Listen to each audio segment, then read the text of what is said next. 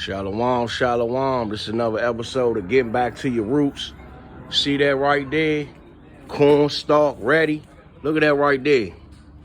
That's corn growing right there. This the stalk. This gonna be the top of the stalk.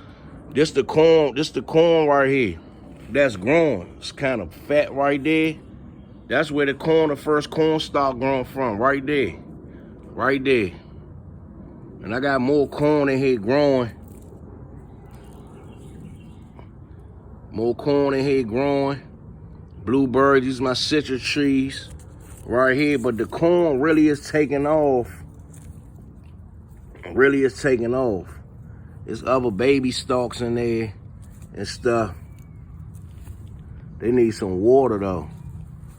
They need some water. I'm gonna have to get them some water and try to cover them up with something. But you see right there, the first ear corn coming off. This was my tester grow bag right here.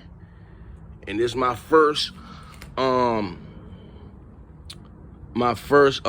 produce right here, my corn. And just letting me know what I actually can do if I scale this up right here.